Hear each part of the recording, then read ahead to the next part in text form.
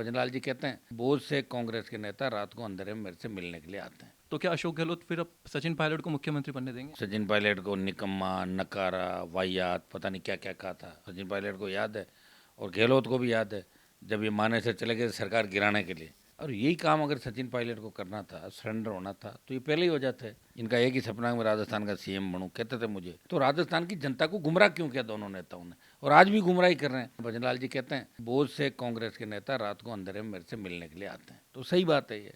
अगर इस चुनाव में कांग्रेस और आरएलपी का अलायंस हो जाता तो 130 सीट आती। अचानक से अशोक गहलोत को मोहब्बत की दुकान राहुल गांधी का जो बयान था वो भी याद आ गया कि सचिन पायलट को लेकर उन्होंने कहा कि हमारे बीच तो मोहब्बत जैसा है। इस बारे में आप क्या करेंगे? मोहब्बत तो है ना इनके बीच। जब सचिन पायलट को निकम्मा, नकारा, वाहियात, पता नहीं क्या क्या कहा था, वो सचिन पायलट को याद है और गहलोत को भी याद है जब ये माने से चले गए सरकार गिराने के लिए।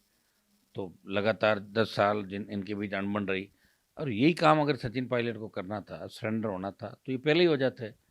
बन जाते 4-6 महीने के लिए मुख्यमंत्री। इनका एक ही सपना है मैं राजस्थान का सीएम बनूं, कहते थे मुझे कि बस एक बार मुख्यमंत्री बन जाए, ये मेरा सपना है। तो वो तो वही 6 महीने आपस में बैठ के एडजस्ट कर लेते कि साहब आप बड़े भाई हो मेरे, 4.5 साल आप रह जाओ, 6 महीने मुझे बना दो, ये झगड़ा खत्म। ये तो पहले ही कर लेते।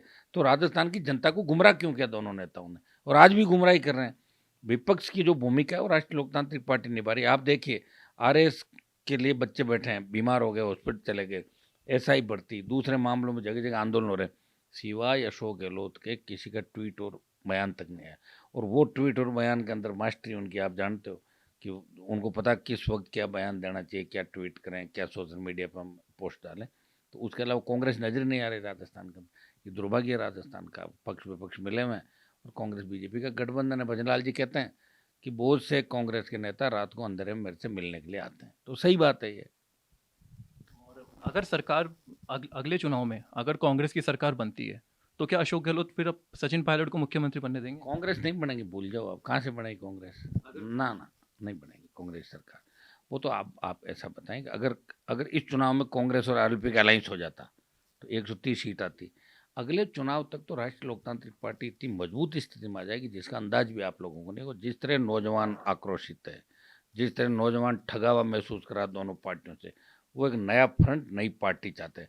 और हम इस बार कड़ी मेहनत करेंगे। 3.5 साल का जो समय हमारे पास है, 1.5 साल से हम लड़ रहे हैं, हर परिस्थिति लड़ रहे हैं। निश्चित रूप से अगले चुनाव के अंदर राजस्थान का नौजवान खुद का कब्जा चाहता है सत्ता पे, और ये दोनों पार्टियों को घर बिठा के राजस्थान का नया समीकरण बनेगा अगली बार। ये है टॉक्स न्यूज नेटवर्क और आप देख रहे हैं पॉली टॉक्स, सक्सेस का सिक्सर।